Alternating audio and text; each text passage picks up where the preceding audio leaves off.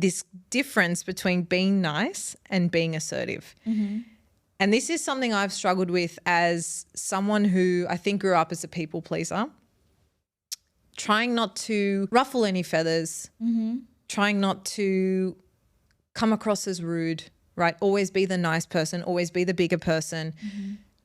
But that's meant I haven't been assertive in moments where I should have probably stood up for myself. Yeah. So how have you been thinking about this juncture with being nice and being assertive? And is there like a happy medium? Yeah. I think, I had to completely dissolve the idea that I had that it's either being nice or being mean.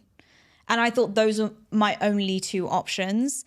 And especially as a woman, I feel that for us, we do have different approaches, especially now as an entrepreneur. I'm speaking purely as an entrepreneur, that being in the room and, having conversations that, are up to the progress of your company. And, you're talking about bigger things that are bigger than you, that I felt just really uncomfortable with that. I'm kind of like you. I was like a people pleaser. I was just, I just want to be nice. That's the only way I know how to operate, is to just be kind. My dad, when we were growing up, my mom and dad always just said, like, I don't even care what religion you are, just be a good person. Just be a good person. And that is just how me and my sister have been raised. So then specifically in the media industry, I really struggled with it because I'll share a story with you. I had a hairdresser at the TV studio, and he's left now. And on his last day, he took me to the side and he was like, I absolutely love you, but I have to share something with you. I have to tell you something. If there's one thing that I leave with you, this is it. I was like, yeah, sure, go for it. And he goes, you need to stop being so nice. You just need to stop. And I was like, what? I thought he was joking. And he said, yeah, you need to be a bit of a bitch around here to be respected.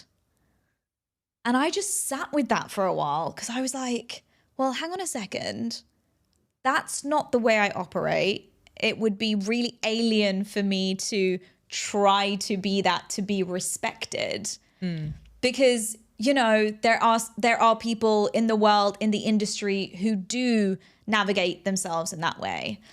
And I sat with myself and I was like, yes, 100%. They probably get their stuff done for them in a better manner, in a quicker, more efficient manner, because the people that are doing it for them operate from fear, not from love for them. It's from absolute fear. Yeah, that's not respect at the end of the day. It's not respect. And that's not what I want whatsoever.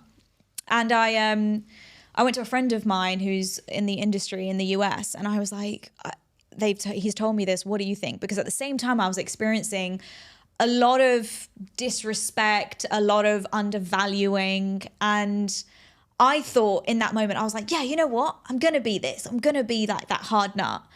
Obviously, it was just like in the spur of the moment and I had the adrenaline rushing. It just wasn't true to me. But I think that what I have figured out and what I'm still learning to this day is the difference between being kind and assertive. I think that you can still be kind with it, but still be very clear and concise about what it is that you want. And I think that I got muddled with that. I thought, as the talent that, I don't want anyone to think I'm difficult. I don't want anyone to think I'm a diva. As women, we get labeled so easily. Diva, bitch, difficult is what we get. If a man does it, it's, wow, like he's got something about him. He's powerful. He's strong. Whereas we get labeled completely something different.